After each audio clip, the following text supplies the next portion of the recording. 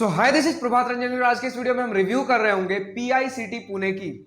PICT मतलब Pune institute of computer technology.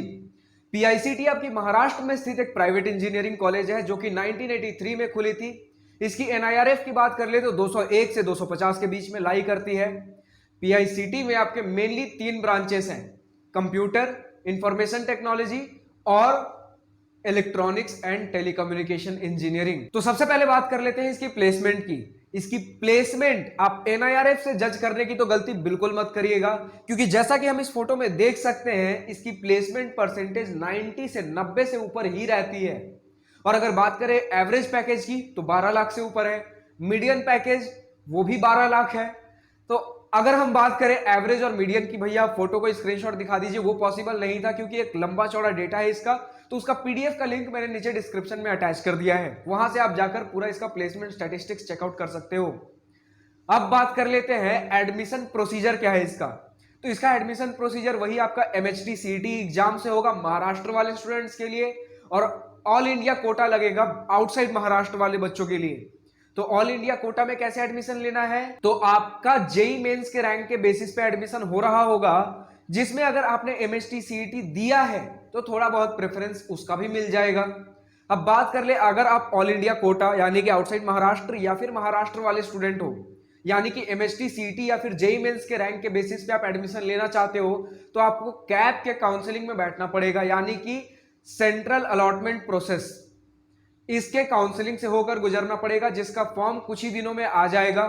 अब बात कर लेते हैं क्या और कोई तरीका है एडमिशन लेने का। हाँ है ना, मैनेजमेंट कोटा से आप ले सकते हो।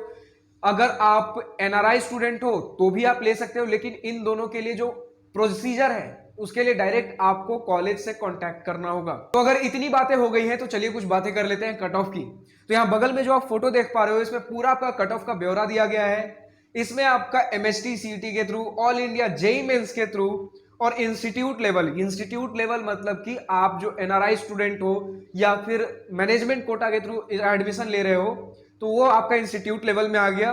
वैसे आपका जो एमएचटी सीईटी और जेई मेंस पहला जो 2 कॉलम दिया गया है ये आपका कैप काउंसलिंग से होता है। तो अब किस प्रोसीजर के थ्रू आपको कितना रैंक चाहिए, सारी चीजें इसमें दी गई हैं। चलिए कुछ क्लैरिफाई कर देता हूं। जैसे कि आपको होम यूनिवर्सिटी में कंप्यूटर इंजीनियरिंग में जो 427 434 रैंक दिख रहा है ये आपका एमएचटी सीईटी के थ्रू मिला हुआ रैंक है। लेकिन वही बगल में जो आप देख पा रहे हो 346 रैंक जो ऑल इंडिया कोटा में कंप्यूटर इंजीनियरिंग में आपको दिख रहा है वो जेई मेंस का रैंक नहीं है।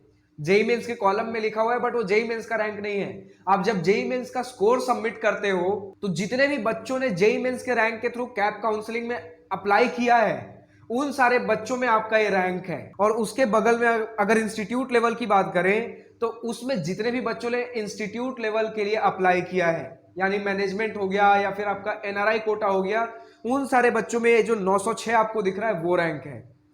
अच्छा हाँ, अब बात कर लेते हैं ब्रैकेट में क्या चीजें लिखी गई हैं। तो ब्रैकेट में आपका परसेंटाइल लिखा हुआ है, तो अकॉर्डिंगली आप सारे ब्रांच की कट ऑफ देख सकते हो।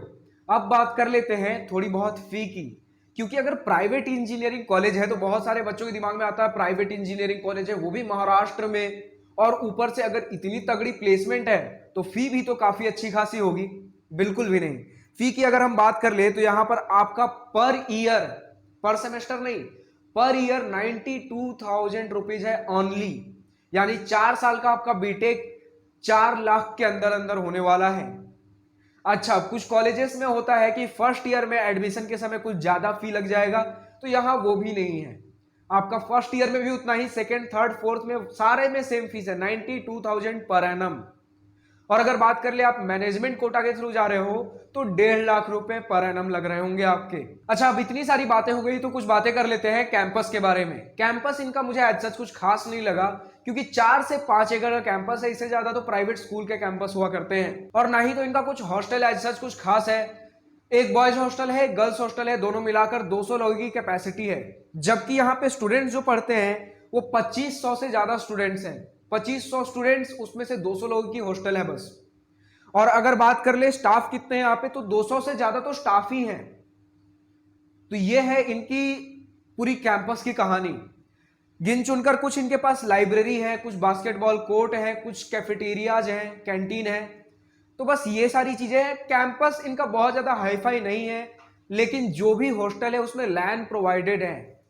कुछ कैंपसेज होते हैं जिसमें ना तो लैन दिया होता है ना वाईफाई दिया, लेकिन इनमें चलिए कम से कम लैन तो दिया होता है। अब बात कर लेते हैं कि क्या मुझे इसके कैंपस से इस कॉलेज को जज करना चाहिए? बिल्कुल भी नहीं, क्योंकि मेन मुद्दा है आपका कि 4 साल बाद आपका जो हाथ में रहेगा वो प्लेसमेंट रहेगा, और आपने कितने पैसे खर्च किए हैं। 4 लाख से कम आप पैसे दे रहे हो और 12 लाख का आपका पैकेज लग रहा है, और क्या चाहिए आपको? 3 गुना से ज्यादा आपका रिटर्न मिल रहा है यहां पे। फिर उसके बाद कैंपस किससे बनता है? दोस्तों से बनता है। दोस्त बढ़िया मिल जाए, दोस्त तो कहीं भी मिल जाएंगे, तो फिर बाकी कैंपस तो बस एक 4 दीवारी ही तो है। फेस्ट भी अच्छा खासा इनका हो ही जाता है। अगर फेस्ट के बारे में बात करें तो 2 मिनट रुकिएगा। एक्स्ट्रा करिकुलर एक्टिविटीज में इनके पास एम्पेटस एंड कॉन्सेप्ट्स है, पीआईसीटी रोबोटिक्स है, टेडेक्स पीआईसीटी है, Credenz PICT IEEE student branch organised, Scientia PICT IET student chapter, Pulzion PICT ACM student chapter, Abhivyakti and art exhibition, addiction. तो कुल मिला के 7-8 इनके पास कुछ को करिकुलर एक्टिविटीज भी हैं। तो ये कॉलेज मुझे डिसेंट सा लगा है। अगर और किसी कॉलेज की रिव्यू वीडियो आपको चाहिए तो नीचे कमेंट सेक्शन में लिखकर बताइए। फिलहाल इस वीडियो में इतना ही। अगर वीडियो पसंद आई हो तो लाइक शेयर सब्सक्राइब दिल खोलकर करिएगा, और अगर कुछ दिल की बातें कुछ मन की बातें लिखकर बतानी हो या पूछनी हो तो कमेंट सेक्शन आप ही के लिए तो है। So thank you for watching this video. Goodbye, have a nice day, wish you all the best for future, enjoy your journey.